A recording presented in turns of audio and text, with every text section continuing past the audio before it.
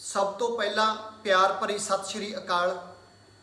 प्यारे विद्यार्थियों, स्कूल सिक्ख्या विभाग पंजाब वालों शुरू की ऑनलाइन एजुकेशन मुहिम के तहत अज एक बार फिर मैं तुहाडे नाल मुखातब हो रहा हाँ। प्यारे विद्यार्थियों, इस लैक्चर में तुहाडा स्वागत है। अज असी 9वीं जमात के पंजाबी विषय के पाठक्रम में शामिल ससा ससा चरण सिंह शहीद द्वारा लिखिया गई कवितावां एक प्याला पानी अते गलत फहमियां की प्रसंग सहित व्याख्या ते केंद्री भाव करांगे। सो अभ्यास करन तो पहला, कवितावां का पाठ करन तो पहला असी ससा ससा चरण सिंह शहीद बारे जानकारी हासिल करते हाँ। उस तो बाद असी अपनी अगली गलबात जारी रखांगे। ससा ससा चरण सिंह शहीद का जन्म मार्च 1891 ईस्वी विच पिता सरदार सूबा सिंह अते माता सरदारनी शिव कौर के घर श्री अमृतसर साहिब विखे होया। चरण सिंह शहीद जी ने 10वीं पास करन तो बाद ਸਾਹਿਤ ਦੀ रचना करनी शुरू की। ਉਹ ਕੁਝ ਸਮਾਂ ਪਟਿਆਲਾ ਰਿਆਸਤ ਦੇ ਰਾਜ ਕਵੀ ਵੀ ਰਹੇ। ਆਪ ਜੀ ਦੀਆਂ ਕਵਿਤਾਵਾਂ ਹਾਸ ਰਸ ਭਰਪੂਰ ਪਰ ਸਿੱਖਿਆਦਾਇਕ ਹਨ। ਆਪ ਜੀ ਨੇ ਆਪਣੀਆਂ ਰਚਨਾਵਾਂ ਵਿੱਚ ਸੁਥਰਾ ਉਪਨਾਮ ਦੀ ਵਰਤੋਂ ਕੀਤੀ ਹੈ।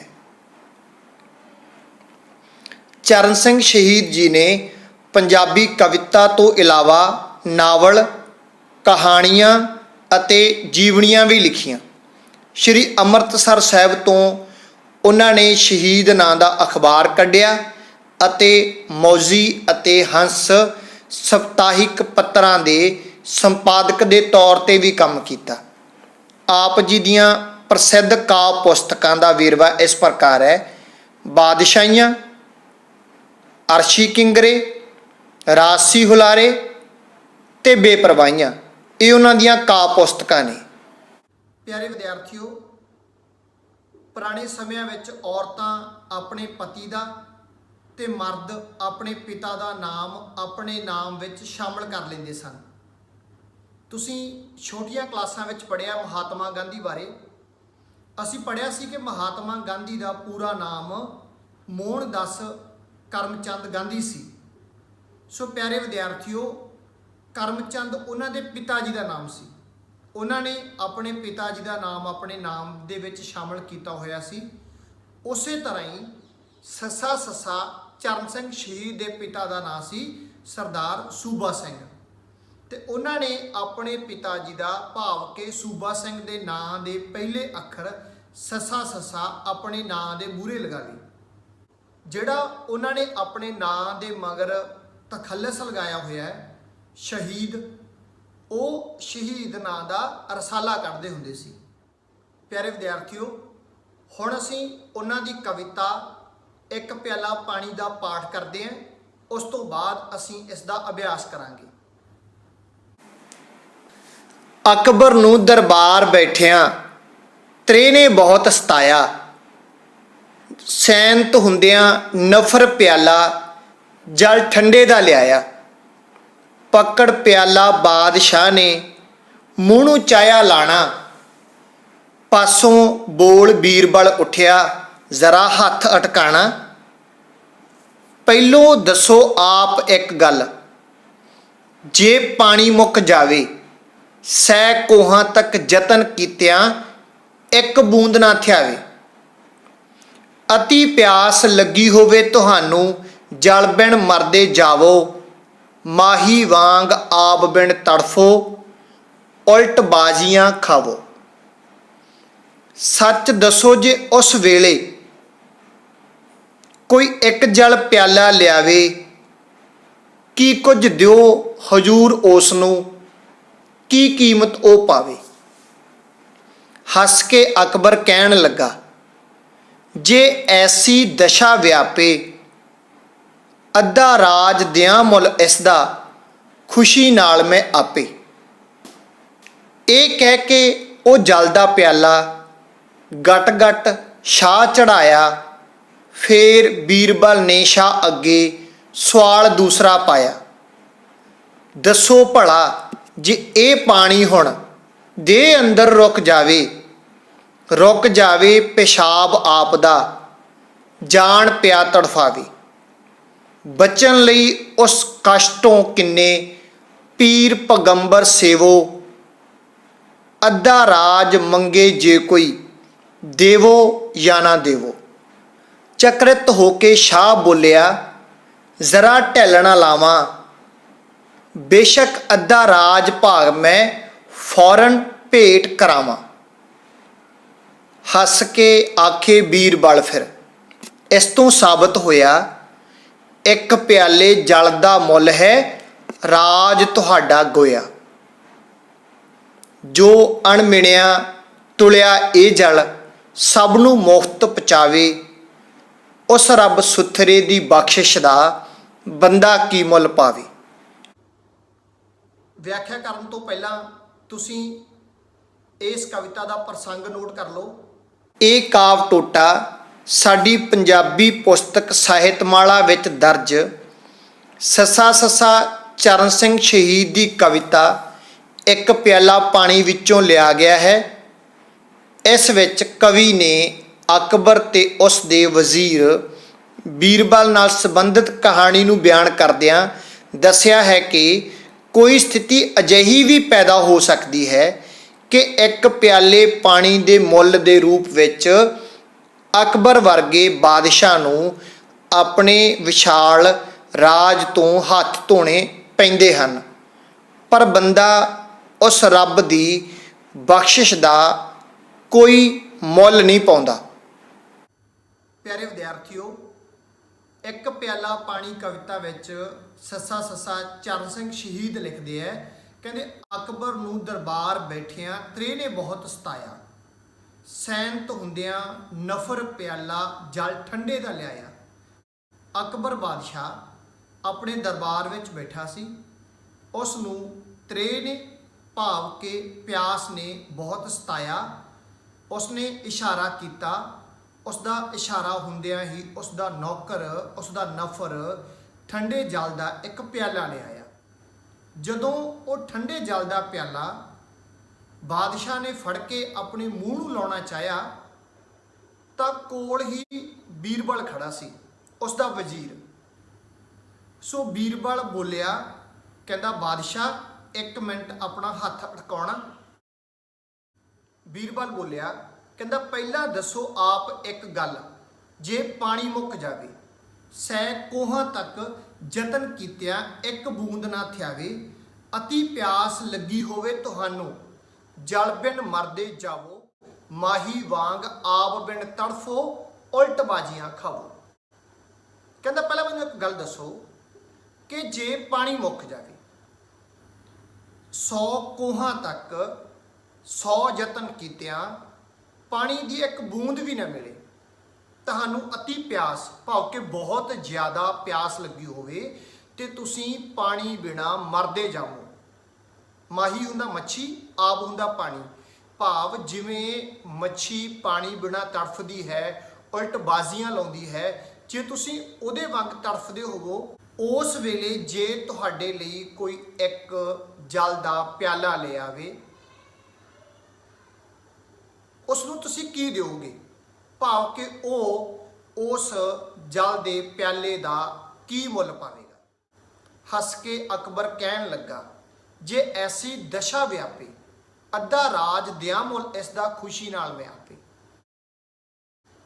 ਹੱਸ ਕੇ ਅਕਬਰ ਬਾਦਸ਼ਾਹ ਨੇ ਉੱਤਰ ਦਿੱਤਾ, ਕਹਿੰਦੇ ਵੀ ਜੇ ਅਜਿਹੀ ਸਥਿਤੀ ਪੈਦਾ ਹੋ ਜੇ, ਅਜਿਹੀ ਦਸ਼ਾ ਬਣ ਜੇ, ਤਾਂ ਮੈਂ ਖੁਸ਼ੀ ਨਾਲ ਆਪਣਾ ਅੱਧਾ ਰਾਜ ਭਾਗ ਉਹਨੂੰ ਦੇ ਦੇਵਾਂ।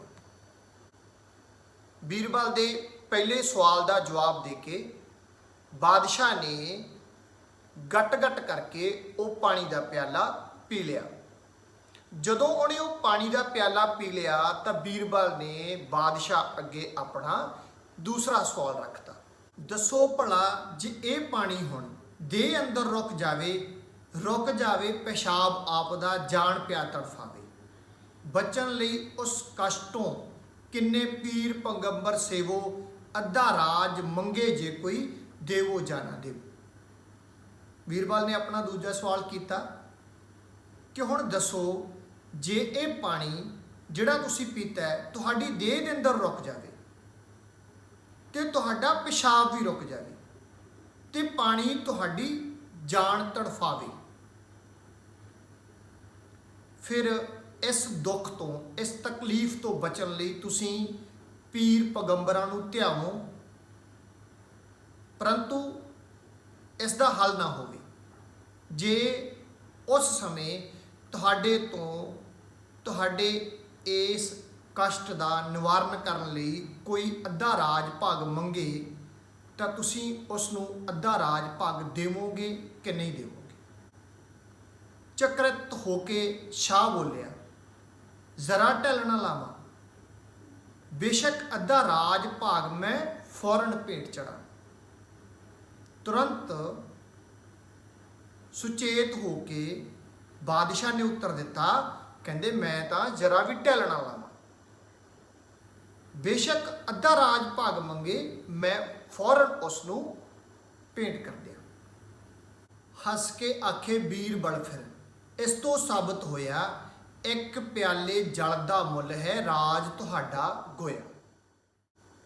ਜੋ ਅਣਮਿਣਿਆ ਤੁਲਿਆ ਇਹ ਜਲ ਸਭ ਨੂੰ ਮੁਫਤ ਪਹੁੰਚਾਵੇ, ਉਸ ਰੱਬ ਸੁਥਰੇ ਦੀ ਬਖਸ਼ਿਸ਼ ਦਾ ਬੰਦਾ ਕੀ ਮੁੱਲ ਪਾਵੇ। ਕਹਿੰਦਾ ਬੀਰਬਲ ਨੇ ਹੱਸ ਕੇ ਆਖਿਆ ਕਿ ਇਸ ਤੋਂ ਇਹ ਸਾਬਤ ਹੋਇਆ ਕਿ ਇੱਕ ਜਲ ਦੇ ਪਿਆਲੇ ਦਾ ਮੁੱਲ ਤੁਹਾਡਾ ਰਾਜ ਭਾਗ ਹੈ, ਪਰੰਤੂ ਜਿਹੜਾ ਪਰਮਾਤਮਾ, ਜਿਹੜਾ ਰੱਬ ਅਣਮਿਣਿਆ ਅਣਤੋਲਿਆ ਜਲ ਇਸ ਧਰਤੀ ਤੇ ਸਭ ਨੂੰ ਪਹੁੰਚਾਉਂਦਾ ਹੈ, ਬੰਦਾ ਉਸ ਰੱਬ ਦਾ ਕੀ ਮੁੱਲ ਪਾਉਂਦਾ ਹੈ, ਭਾਵ ਕਿ ਉਸ ਦੀ ਕੀ ਕਦਰ ਕਰਦਾ ਹੈ। ਹੁਣ ਤੁਸੀਂ ਇਸ ਕਵਿਤਾ ਦਾ ਕੇਂਦਰੀ ਭਾਵ ਆਪਣੀਆਂ ਕਾਪੀਆਂ ਦੇ ਉੱਪਰ ਨੋਟ ਕਰ ਲਓ। ਔਖੇ ਸਮੇਂ ਵਿੱਚ ਅਕਬਰ ਵਰਗਾ ਬਾਦਸ਼ਾਹ ਇੱਕ ਪਿਆਲੇ ਪਾਣੀ ਦੇ ਮੁੱਲ ਬਦਲੇ ਆਪਣਾ ਪੂਰਾ ਰਾਜ ਭਾਗ ਦੇਣ ਲਈ ਤਿਆਰ ਹੋ ਜਾਂਦਾ ਹੈ, ਪਰੰਤੂ ਜਿਹੜਾ ਪ੍ਰਮਾਤਮਾ ਸਾਨੂੰ ਸਭ ਨੂੰ ਅਣਮਿਣਿਆ ਅਣਤੁਲਿਆ ਪਾਣੀ ਦਿੰਦਾ ਹੈ, ਬੰਦਾ ਉਸ ਦਾ ਕੋਈ ਮੁੱਲ ਨਹੀਂ ਪਾਉਂਦਾ। ਹੁਣ ਅਸੀਂ ਸੱਸਾ ਸੱਸਾ ਚਰਨ ਸਿੰਘ ਸ਼ਹੀਦ ਦੀ ਕਵਿਤਾ ਗਲਤਫਹਿਮੀਆਂ ਦਾ ਪਾਠ ਕਰਦੇ ਹਾਂ। ਉਸ ਤੋਂ ਬਾਅਦ ਇਸ ਦਾ ਵੀ ਅਸੀਂ ਪ੍ਰਸੰਗ ਤੇ ਵਿਆਖਿਆ ਕਰ ਲਵਾਂਗੇ। ਮੈਂ ਦੇਖ ਹਮਾਕਤ ਦੁਨੀਆ ਦੀ, ਹੁੰਦਾ ਹਾਂ ਦੂਰਾ ਹੱਸ ਹੱਸ ਕੇ, ਪੈ ਲੋਕ ਮੁਸੀਬਤ ਝੱਲਦੇ ਨੇ ਵਿੱਚ ਗਲਤ ਫਹਿਮੀਆਂ ਫਸ ਫਸ ਕੇ। ਕੋਝੇ ਨੂੰ ਲੱਗਾ ਭੁਲੇਖਾ ਹੈ, ਬਣ ਬਣ ਕੇ ਸੋਹਣਾ ਫੁੱਲਦਾ ਹੈ, ਜਦ ਲੋਕ ਟਿਚਕਰਾਂ ਕਰਦੇ ਨੇ ਤਾਂ ਅੰਦਰ ਅੰਦਰ ਘੁਲਦਾ ਹੈ। ਮੂਰਖ ਖੁਦ ਤਾਈਂ ਸਮਝਦਾ ਹੈ, ਅਕਲੀਆ ਵੱਧ ਵਿਦਵਾਨਾਂ ਤੋਂ, ਫਿਰ ਰੋਂਦਾ ਹੈ ਜਦ ਜਗਤ ਕਰੇ ਵਰਤਾਓ ਬੁਰਾ ਹੈਵਾਨਾਂ ਤੋਂ।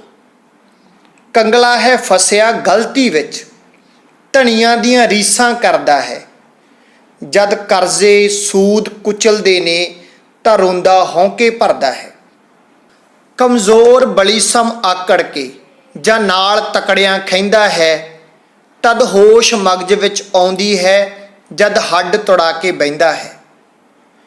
ਕੋਈ ਸੋਨੇ ਸੂਲੀ ਚੜਿਆ ਹੈ, ਸੱਪ ਰੰਗ ਕਿਸੇ ਨੂੰ ਡਸਿਆ ਹੈ, ਕੋਈ ਰਾਜ ਭੁਲੇਖੇ ਭੁੱਲਿਆ ਹੈ, ਕੋਈ ਜਾਤ ਭੁੱਲ ਵਿੱਚ ਫਸਿਆ ਹੈ। ਬੁੱਧੂ ਦੇ ਭਾਣੇ ਹੱਥ ਕੰਡੇ, ਸਭ ਜੱਗ ਦੇ ਉਸ ਨੂੰ ਆਂਦੇ ਨੇ, ਪਛਤਾਉਂਦਾ ਹੈ ਜਦ ਚਤੁਰ ਲੋਕ ਤਿਸ ਵੇਚ ਪਕੌੜੇ ਖਾਂਦੇ ਨੇ। ਪਿਓ ਜਿਸ ਦਾ ਕਾਲੇ ਅੱਖਰ ਤੋਂ ਮੈਂ ਕਾਲੀ ਵਾਂਗੂ ਡਰਦਾ ਹੈ, ਉਹ ਡੰਗਰ ਆਪਣੀ ਉਪਮਾ ਕਰ ਕਵੀਆਂ ਦੀ ਨਿੰਦਾ ਕਰਦਾ ਹੈ।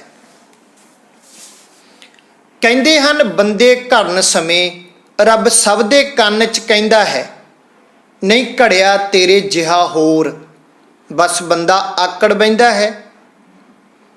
ਭੁੱਲ ਇਸੇ ਤਰ੍ਹਾਂ ਸ਼ੈਤਾਨ ਹੋਰਾਂ ਨਾ ਅਦਬ ਆਦਮ ਦਾ ਕੀਤਾ ਸੀ, ਇਹ ਖਾਕੀ ਹੈ ਮੈਂ ਨਾਰੀ ਹਾਂ ਕਿ ਤੌਕ ਲਾਂਤੀ ਲੀਤਾ ਸੀ। ਜਗ ਰੀਸ ਸ਼ੈਤਾਨੀ ਕਰਦਾ ਹੈ, ਨਾ ਸਬਕ ਉਸ ਤੋਂ ਸਿੱਖਦਾ ਹੈ। ਵੱਧ ਗਲਤ ਫਹਿਮੀਆਂ ਸਿੱਖਦਾ ਹੈ, ਜਿਉਂ-ਜਿਉਂ ਵੱਧ ਪੜ੍ਹਦਾ ਲਿਖਦਾ ਹੈ। ਜੇ ਗਲਤ ਫਹਿਮੀਆਂ ਤਜ ਬੰਦਾ ਆਪਣੇ ਸਮਝੇ ਹੋਰਾਂ ਨੂੰ ਸੁਖ ਮਾਣ ਦੇਵੇ, ਸੁਖ ਮਾਣ ਲਵੇ ਤਦ ਜੋਰਾਂ ਸ਼ੋਰਾਂ ਖੋਰਾਂ ਨੂੰ। ਤਦ ਇਹੋ ਨਰਕ ਜਗ ਸੁਰਗ ਬਣੇ, ਲੁਤਫਾਂ ਦਾ ਤੰਬੂ ਬਣ ਜਾਵੇ। ਦਿਲ ਗੰਦਮੰਦ ਤੋਂ ਸਾਫ਼ ਹੋਣ, ਹਰ ਬੰਦਾ ਸੁਥਰਾ ਬਣ ਜਾਵੇ। ਪਿਆਰੇ ਵਿਦਿਆਰਥੀਓ, ਇਸ ਕਵਿਤਾ ਦਾ ਪ੍ਰਸੰਗ ਵੀ ਤੁਸੀਂ ਆਪਣੀਆਂ ਕਾਪੀਆਂ ਦੇ ਉੱਪਰ ਨੋਟ ਕਰ ਲਓ। ਇਹ ਕਾਵ ਟੋਟਾ ਸਾਹਿਤਮਾਲਾ ਪੁਸਤਕ ਵਿੱਚ ਦਰਜ ਸੱਸਾ ਸੱਸਾ ਚਰਨ ਸਿੰਘ ਸ਼ਹੀਦ ਦੀ ਕਵਿਤਾ ਗਲਤ ਫਹਿਮੀਆਂ ਵਿੱਚੋਂ ਲਿਆ ਗਿਆ ਹੈ। ਇਸ ਕਵਿਤਾ ਵਿੱਚ ਕਵੀ ਨੇ ਬੜੇ ਹਾਸਰਸ ਤੇ ਵਿਅੰਗਮਈ ਅੰਦਾਜ਼ ਨਾਲ ਬੰਦਿਆਂ ਦੀਆਂ ਗਲਤ ਫਹਿਮੀਆਂ ਵਿੱਚ ਫਸ ਕੇ ਉਹਨਾਂ ਤੋਂ ਪੈਦਾ ਹੋਣ ਵਾਲੀਆਂ ਮੁਸ਼ਕਲਾਂ ਤੇ ਦੁੱਖਾਂ ਦਾ ਜ਼ਿਕਰ ਕੀਤਾ ਹੈ। ਗਲਤਫਹਿਮੀਆਂ ਕਵਿਤਾ ਵਿੱਚ ਕਵੀ ਸੱਸਾ ਸੱਸਾ ਚਰਨ ਸਿੰਘ ਸ਼ਹੀਦ ਲਿਖਦੇ ਹੈ, ਕਹਿੰਦੇ ਮੈਂ ਦੇਖ ਹਮਾਕਤ ਦੁਨੀਆ ਦੀ ਹੁੰਦਾ ਹਾਂ ਦੂਰਾ ਹੱਸ ਹੱਸ ਕੇ, ਪਏ ਲੋਕ ਮੁਸੀਬਤ ਝੱਲਦੇ ਨੇ ਵਿੱਚ ਗਲਤਫਹਿਮੀਆਂ ਫਸ ਫਸ ਕੇ। ਕਹਿੰਦਾ ਮੈਂ ਦੁਨੀਆ ਦੀ ਹਮਾਕਤ ਭਾਵ ਕੇ ਮੂਰਖਤਾ ਦੇਖ ਦੇਖ ਕੇ ਹੱਸ ਹੱਸ ਕੇ ਦੂਰਾ ਹੋ ਜਾਂਦਾ ਹਾਂ। ਲੋਕ ਗਲਤਫਹਿਮੀਆਂ ਵਿੱਚ ਫਸ ਫਸ ਕੇ ਲੱਖਾਂ ਮੁਸੀਬਤਾਂ ਝੱਲਦੇ ਨੇ। ਕੋਝੇ ਨੂੰ ਲੱਗਾ ਭੁਲੇਖਾ ਬਣ ਬਣ ਕੇ ਸੋਹਣਾ ਫੁੱਲਦਾ ਹੈ, ਜਦ ਲੋਕ ਟਿਚਕਰਾਂ ਕਰਦੇ ਨੇ ਤਾਂ ਅੰਦਰ ਅੰਦਰ ਘੁਲਦਾ ਹੈ। ਕੋਝਾ ਭਾਵ ਕੇ ਬਦਸੂਰਤ। ਕੋਝੇ ਨੂੰ ਭੁਲੇਖਾ ਲੱਗਾ ਸੋਹਣੇ ਹੋਣ ਦਾ ਤੇ ਉਹ ਸੋਹਣਾ ਬਣ ਬਣ ਕੇ ਫੁੱਲਦਾ ਹੈ, ਪਰੰਤੂ ਜਦੋਂ ਲੋਕ ਉਹਦੀ ਬਦਸੂਰਤੀ ਦਾ ਮਖੌਲ ਉਡਾਉਂਦੇ ਹੈ, ਉਹਨੂੰ ਟਿਚਰਾਂ ਕਰਦੇ ਹੈ, ਤਾਂ ਫਿਰ ਅੰਦਰੋਂ ਅੰਦਰੀ ਘੁਲਦਾ ਹੈ, ਸੜਦਾ ਹੈ। ਕਹਿੰਦੇ ਮੂਰਖ ਖੁਦ ਤਾਈਂ ਸਮਝਦਾ ਹੈ ਅਕਲੀਆ ਵੱਧ ਵਿਦਵਾਨਾਂ ਤੋਂ, ਫਿਰ ਰੋਂਦਾ ਹੈ ਜਦ ਜਗਤ ਕਰੇ ਵਰਤਾਓ ਬੁਰਾ ਹੈਵਾਨਾਂ ਤੋਂ। ਮੂਰਖ ਆਪਣੇ ਆਪ ਨੂੰ ਵਿਦਵਾਨਾਂ ਤੋਂ ਵੀ ਵੱਧ ਸਿਆਣਾ ਸਮਝਦਾ ਹੈ, ਉੱਤਮ ਸਮਝਦਾ ਹੈ, ਪਰੰਤੂ ਜਦੋਂ ਲੋਕ ਉਸ ਨਾਲ ਪਸ਼ੂਆਂ ਵਰਗਾ ਵਰਤਾਓ ਕਰਦੇ ਹੈ ਤਾਂ ਉਦੋਂ ਫਿਰ ਉਹ ਅੰਦਰ ਵੜ ਕੇ ਰੋਂਦਾ ਹੈ। ਕੰਗਲਾ ਹੈ ਫਸਿਆ ਗਲਤੀ ਵਿੱਚ, ਧਨੀਆਂ ਦੀਆਂ ਰੀਸਾਂ ਕਰਦਾ ਹੈ, ਜਦ ਕਰਜ਼ੇ ਸੂਦ ਕੁਚਲਦੇ ਨੇ ਤਾਂ ਰੋਂਦਾ ਹੌਂਕੇ ਭਰਦਾ ਹੈ। ਕੰਗਲਾ ਭਾਵ ਕੇ ਗਰੀਬ, ਉਹ ਗਲਤੀ ਵਿੱਚ ਫਸਿਆ ਅਮੀਰ ਲੋਕਾਂ ਦੀਆਂ ਰੀਸਾਂ ਕਰਦਾ। ਜਦੋਂ ਅਮੀਰ ਲੋਕਾਂ ਦੀਆਂ ਰੀਸਾਂ ਕਰਦਾ ਹੈ ਤਾਂ ਫਿਰ ਉਹਦੇ ਸਿਰ ਤੇ ਕਰਜ਼ਾ ਚੜ ਜਾਂਦਾ ਹੈ। ਜਦੋਂ ਕਰਜ਼ਾ ਤੇ ਉਹਦਾ ਵਿਆਜ ਉਹਨੂੰ ਕੁਚਲਦੇ ਹੈ ਤਾਂ ਫਿਰ ਅੰਦਰੋਂ ਅੰਦਰੀ ਹੌਕੇ ਭਰਦਾ। ਅਗਲੀਆਂ ਕਾਵਿ ਸਤਰਾਂ ਵਿੱਚ ਚਰਨ ਸਿੰਘ ਸ਼ਹੀਦ ਲਿਖਦੇ ਆ, ਕਹਿੰਦੇ ਕਮਜ਼ੋਰ ਬਲੀ ਸਮ ਆਕੜ ਕੇ ਜਾਂ ਨਾਲ ਤਕੜਿਆ ਖੈਂਦਾ ਹੈ, ਤਦ ਹੋਸ਼ ਮਗਜ ਵਿੱਚ ਪੈਂਦੀ ਹੈ ਜਦ ਹੱਡ ਤੁੜਾ ਕੇ ਬਹਿੰਦਾ ਹੈ। ਕਮਜ਼ੋਰ ਆਪਣੇ ਆਪ ਨੂੰ ਬਲੀ ਸਮਝਦਾ ਹੈ, ਬਹਾਦਰ ਸਮਝਦਾ ਹੈ ਤੇ ਜਾ ਕੇ ਤਕੜਿਆਂ ਨਾਲ ਮੱਥਾ ਲਾਉਂਦਾ ਹੈ। ਕਵੀ ਕਹਿੰਦਾ ਉਹਦੀ ਹੋਸ਼ ਉਦੋਂ ਟਿਕਾਣੇ ਆਉਂਦੀ ਹੈ, ਉਹਦੀ ਅਕਲ ਉਦੋਂ ਟਿਕਾਣੇ ਆਉਂਦੀ ਹੈ ਜਦੋਂ ਉਹਨਾਂ ਤੋਂ ਆਪਣੇ ਹੱਡ ਤੁੜਵਾ ਬੈਠਦਾ ਹੈ। ਕੋਈ ਸੋਨੇ ਸੂਲੀ ਚੜਿਆ ਹੈ, ਸੱਪ ਰੰਗ ਕਿਸੇ ਨੂੰ ਦੱਸਿਆ ਹੈ, ਕੋਈ ਰਾਜ ਭੁਲੇਖੇ ਭੁੱਲਿਆ ਹੈ, ਕੋਈ ਜਾਤ ਭੁੱਲ ਵਿੱਚ ਫਸਿਆ ਹੈ। ਕਹਿੰਦੇ ਕਿਸੇ ਨੂੰ ਸੋਨੇ ਚਾਂਦੀ ਦਾ ਮਾਣ ਹੈ, ਕਿਸੇ ਨੂੰ ਰੰਗ ਰੂਪ ਦਾ ਸੱਪ ਦੱਸਿਆ ਹੋਇਆ, ਕਿਸੇ ਨੂੰ ਆਪਣੇ ਰਾਜ ਭਾਗ ਦਾ ਮਾਣ ਹੈ ਤੇ ਕੋਈ ਜਾਤ ਭੁਲੇਖੇ ਵਿੱਚ ਫਸਿਆ ਹੋਇਆ। ਅਗਲੀਆਂ ਕਾਵਿ ਸਤਰਾਂ ਵਿੱਚ ਲਿਖਦੇ ਆ, ਕਹਿੰਦੇ ਬੁੱਧੂ ਦੇ ਭਾਣੇ ਹੱਥ ਕੰਡੇ, ਸਭ ਜੱਗ ਦੇ ਉਸ ਨੂੰ ਆਂਦੇ ਨੇ, ਪਛਤਾਂਦਾ ਹੈ ਜਦ ਚਤੁਰ ਲੋਕ ਤਿਸ ਵੇਚ ਪਕੌੜੇ ਖਾਂਦੇ ਨੇ। ਕਵੀ ਕਹਿੰਦੇ ਬੁੱਧੂ ਨੂੰ ਐਂ ਲੱਗਦਾ ਹੈ ਕਿ ਦੁਨੀਆ ਦੀਆਂ ਸਾਰੀਆਂ ਚਤੁਰਾਈਆਂ, ਦੁਨੀਆ ਦੇ ਸਾਰੇ ਹੱਥ ਕੰਡੇ ਮੈਨੂੰ ਆਉਂਦੇ ਆ, ਪਰੰਤੂ ਉਦੋਂ ਪਛਤਾਉਂਦਾ ਹੈ ਜਦੋਂ ਸੱਚਮੁੱਚ ਚਤਰ ਲੋਕ ਆ ਜਿਹੜੇ ਉਸ ਨੂੰ ਵੇਚ ਕੇ ਉਹਦੇ ਪਕੌੜੇ ਖਾ ਲੈਂਦੇ ਆ। ਪਿਓ ਜਿਸ ਦਾ ਕਾਲੇ ਅੱਖਰ ਤੋਂ ਮੈਂ ਕਾਲੀ ਵਾਂਗੂ ਡਰਦਾ ਹੈ, ਉਹ ਡੰਗਰ ਆਪਣੀ ਉਪਮਾ ਕਰ ਕਵੀਆਂ ਦੀ ਨਿੰਦਾ ਕਰਦਾ ਹੈ। ਕਹਿੰਦੇ ਜਿਸ ਦਾ ਪਿਓ ਕੋਰਾ ਅਨਪੜ੍ਹ ਸੀ, ਭਾਵ ਕਿ ਜਿਸ ਨੂੰ ਹਰਫਾਂ ਤੋਂ, ਅੱਖਰਾਂ ਤੋਂ ਡਰ ਲੱਗਦਾ ਸੀ, ਉਹ ਮੂਰਖ ਆਪਣੀ ਉਪਮਾ ਵੱਡਿਆਂ ਵੱਡਿਆਂ ਵਿਦਵਾਨਾਂ ਨਾਲ ਕਰਦਾ ਹੈ, ਕਵੀਆਂ ਨਾਲ ਕਰਦਾ ਹੈ, ਤੇ ਉਹਨਾਂ ਕਵੀਆਂ ਦੀ ਨਿੰਦਿਆ ਕਰਦਾ ਹੈ। ਅੱਗੇ ਬੜੀ ਖੂਬਸੂਰਤ ਗੱਲ ਲਿਖੀ ਉਹਨਾਂ ਨੇ, ਕਹਿੰਦੇ ਹਨ ਬੰਦੇ ਘੜਨ ਸਮੇਂ ਰੱਬ ਸਭ ਦੇ ਕੰਨ ਵਿੱਚ ਕਹਿੰਦਾ ਹੈ, ਨਹੀਂ ਘੜਿਆ ਤੇਰੇ ਜਿਹਾ ਹੋਰ, ਬਸ ਬੰਦਾ ਆਕੜ ਬਹਿੰਦਾ ਹੈ। ਕਹਿੰਦੇ ਜਦੋਂ ਰੱਬ ਬੰਦੇ ਨੂੰ ਤਿਆਰ ਕਰਦਾ ਹੈ, ਬਣਾਉਂਦਾ ਹੈ, ਤਾਂ ਉਸ ਦੇ ਕੰਨ ਵਿੱਚ ਕਹਿ ਦਿੰਦਾ ਹੈ ਕਿ ਤੇਰੇ ਵਰਗਾ ਹੋਰ ਕੋਈ ਨਹੀਂ ਘੜਿਆ, ਤੇ ਬਸ ਬੰਦਾ ਆਕੜ ਕੇ ਬੈਠ ਜਾਂਦਾ ਹੈ। ਉਹਨੂੰ ਐਂ ਲੱਗਦਾ ਹੈ ਕਿ ਦੁਨੀਆ ਤੇ ਮੇਰੇ ਵਰਗਾ ਹੋਰ ਕੋਈ ਨਹੀਂ। ਭੁੱਲ ਇਸੇ ਤਰ੍ਹਾਂ ਸ਼ੈਤਾਨ ਹੋਰਾ ਨਾ ਅਦਬ ਆਦਮ ਦਾ ਕੀਤਾ ਸੀ, ਇਹ ਖਾਕੀ ਹੈ ਮੈਂ ਨਾਰੀ ਹਾਂ, ਕਿ ਤੌਕ ਲਾਂਤੀ ਲੀਤਾ ਸੀ।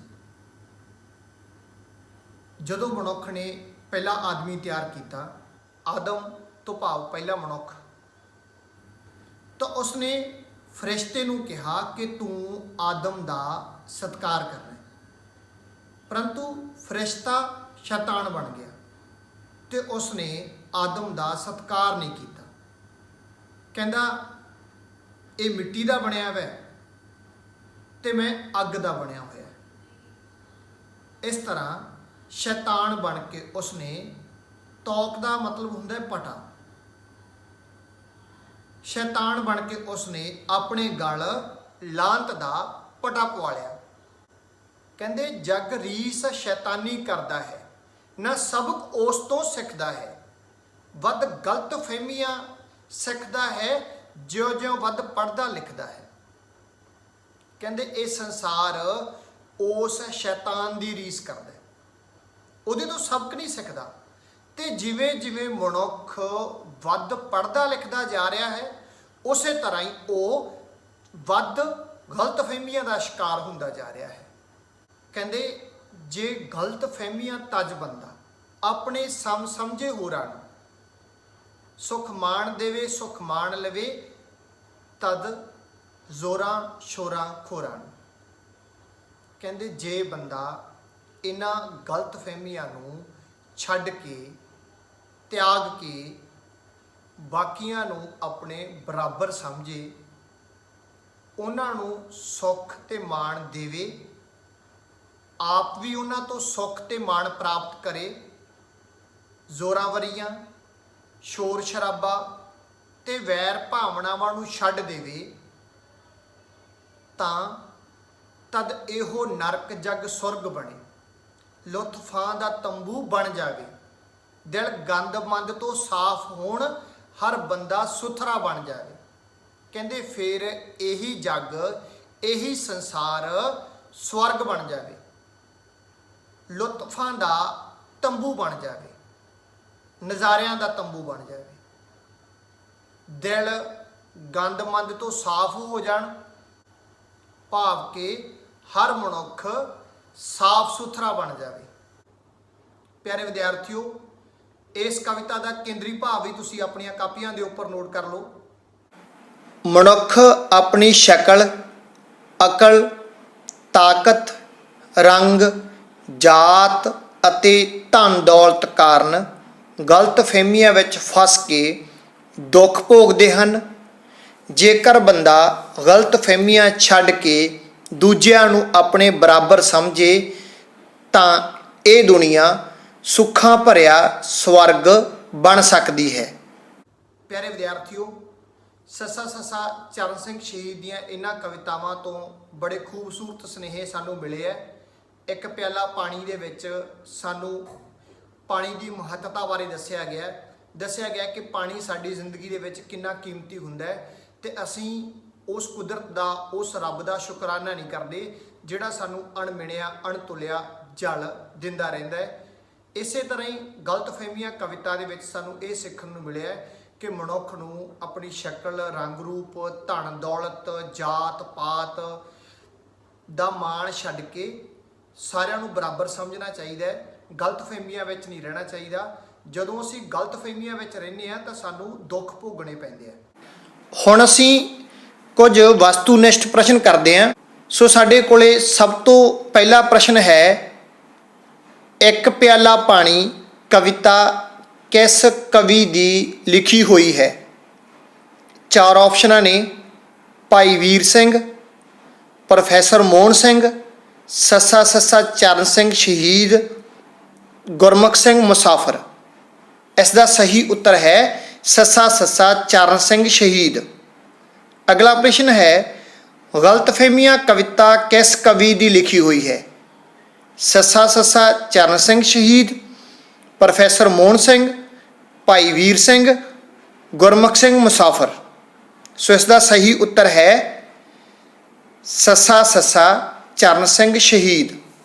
ਅਗਲਾ ਪ੍ਰਸ਼ਨ ਹੈ, ਅਕਬਰ ਨੂੰ ਦਰਬਾਰ 'ਚ ਬੈਠਿਆਂ ਕਿਸ ਨੇ ਸਤਾਇਆ ਸੀ? ਬੀਰਬਲ ਨੇ, ਭੁੱਖ ਨੇ, ਨਫਰ ਨੇ ਜਾਂ ਤ੍ਰੇਹ ਨੇ? ਇਸ ਦਾ ਸਹੀ ਉੱਤਰ ਹੈ ਤ੍ਰੇਹ ਨੇ।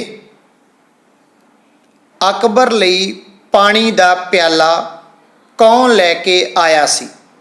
ਬੀਰਬਲ, ਅਕਬਰ, ਸੈਨਾਪਤੀ, ਨਫਰ। ਸਹੀ ਉੱਤਰ ਹੈ ਨਫਰ। ਅਕਬਰ ਨੂੰ ਪਾਣੀ ਪੀਣ ਤੋਂ ਕਿਸ ਨੇ ਰੋਕਿਆ ਸੀ? ਬੀਰਬਲ, ਅਕਬਰ ਦੀ ਪਤਨੀ, ਸੈਨਾਪਤੀ, ਨਫਰ।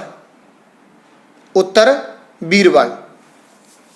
ਅਗਲਾ ਪ੍ਰਸ਼ਨ ਹੈ, ਕਵੀ ਅਨੁਸਾਰ ਲੋਕ ਕਾਹਦੇ 'ਚ ਫਸ ਕੇ ਮੁਸੀਬਤਾਂ ਝੱਲਦੇ ਹਨ? ਗਰੀਬੀ, ਗਲਤਫਹਿਮੀਆਂ, ਬੇਰੁਜ਼ਗਾਰੀ, ਮੂਰਖਤਾ। ਸੋ ਇਸ ਦਾ ਸਹੀ ਉੱਤਰ ਹੈ ਗਲਤਫਹਿਮੀਆਂ।